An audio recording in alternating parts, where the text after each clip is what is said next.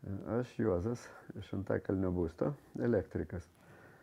Šiandien pakalbėsime apie laidų ir kabelių sujungimo būdus. Pradėsime nuo elementariausio vienalyčio metalo, tai yra 3 laidų aliuminio gyslų sujungimo būdą. Įmame 3 aliuminius laidus ir nuvalome izoliaciją. Izoliaciją valome maždaug centimetrą, pusantro centimetro gyslos ilgio.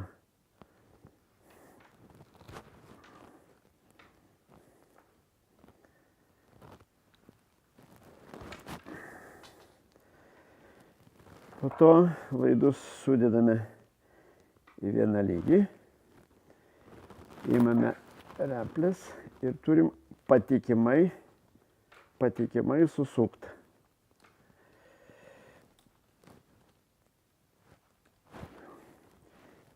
Dar vienas replis palaikymui.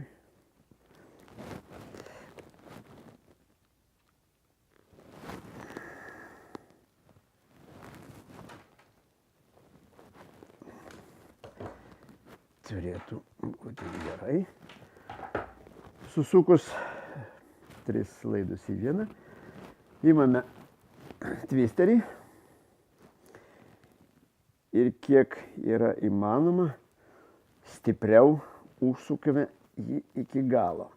Tai yra patikimas kontakto sujungimas. Va, sakysim, toks būdas yra atliktas vienareikšmio metalo 3 laidų sujungimui.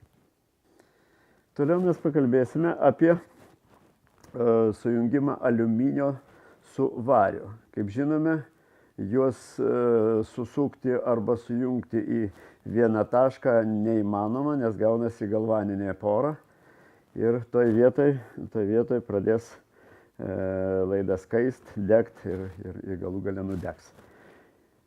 Šitą patį susuktą 3 laidų sistemą įmame vieną laidą, atlenkiame, nusikirpame kiek reikia, kokio mums reikia ilgio, jeigu tokį ar tokį, nesvarbu. Nusikirpame kiek reikia, nuvalome izoliaciją apie centimetrą, įmame kaladėlę su liežuvėliais, kišame aliuminį į vieną kaladėlės galą ir priveržiame atsuktuvu. Priveržiame patikimai stipriai. Po to imame varinį laidą,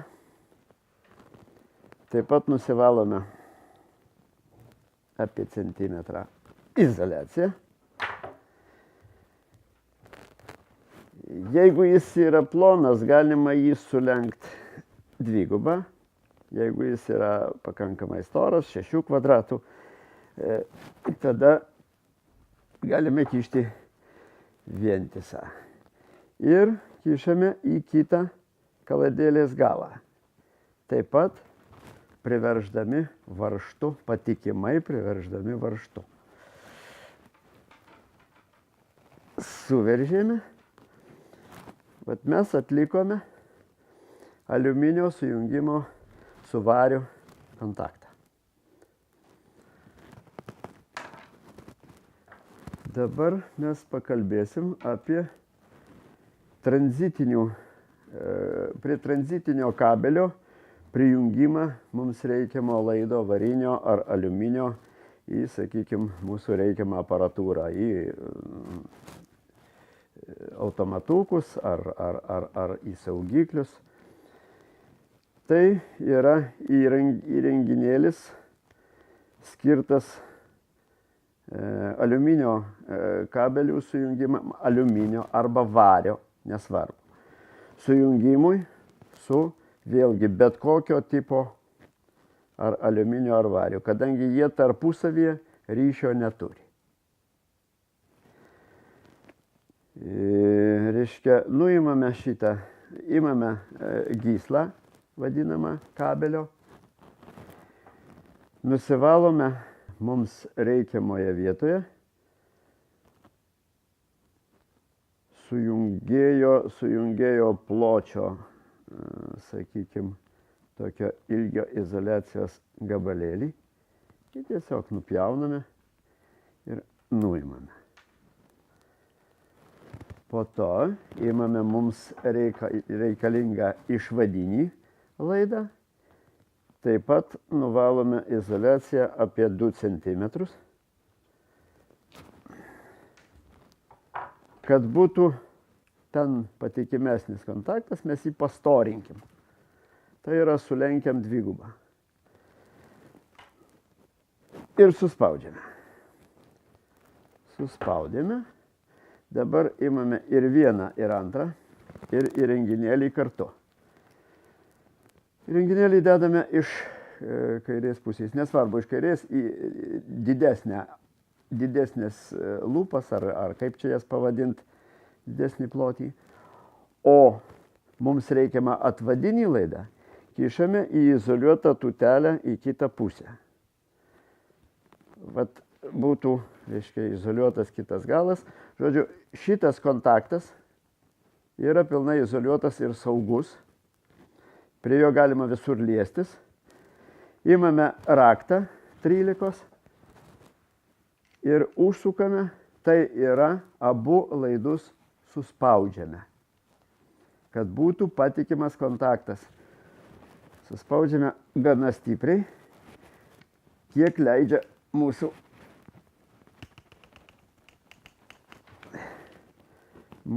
suspaudėjas. Va.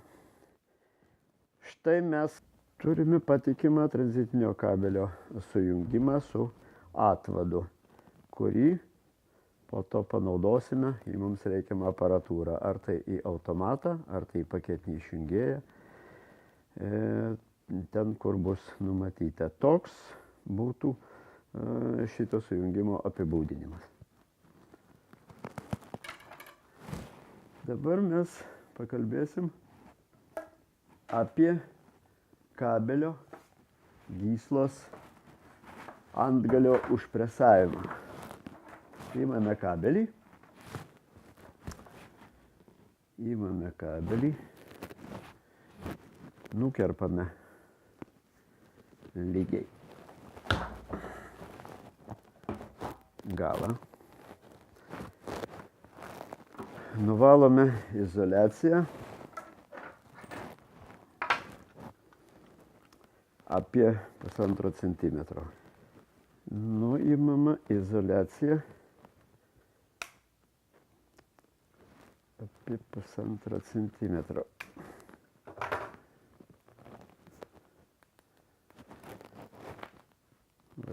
Turime antgaliuką, nuvalytą izoliaciją.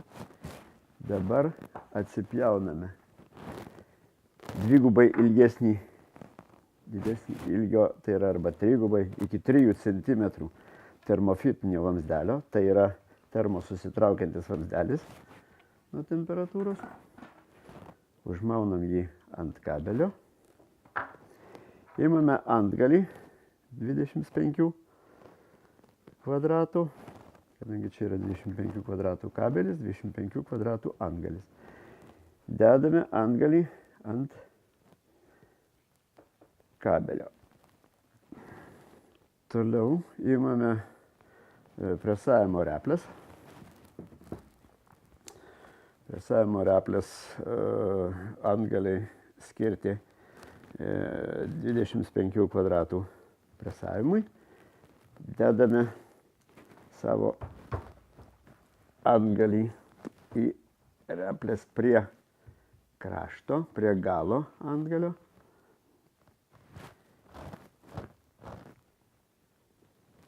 Spaudžiame ir užpresuojame pirmą etapą.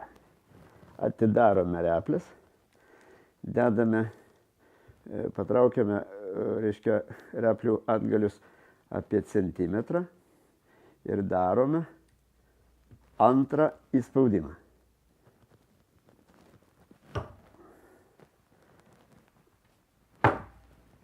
Atidarome reples.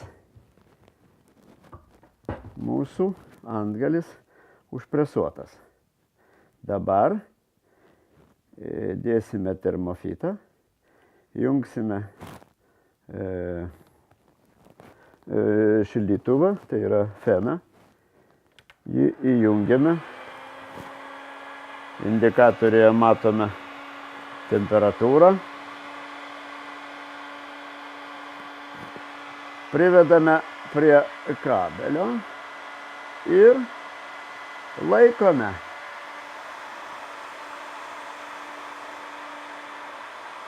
Štai mūsų termofitas užtemptas, užkaitintas ant kabelio antgalio. Išjungiame kaitintuvą. Ir leidžiame ataušti mūsų antgalį. Negalima liestis, todėl kad jis šiuo metu yra karštas iki 300 laipsnių.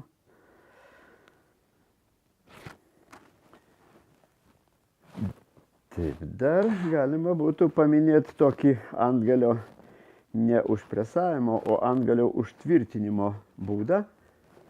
Tai, sakykime, nuvalius kabelio gyslos galą, taip pat apie 2 cm. Yra įranga tokia, vamzdelis ir antgalis su varžtukais.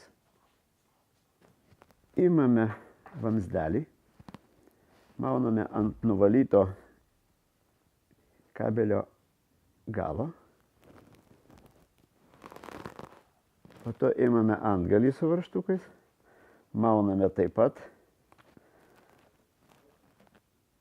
Ir raktų būdų, su raktu arba su replėm, žinoma, kad stipriai užspaust, reiškia reikalingas 10 raktukas ir užveržiam. Tai būtų dar vienas būdas, reiškia, antgalio užtvirtinimo ant kabelio galo.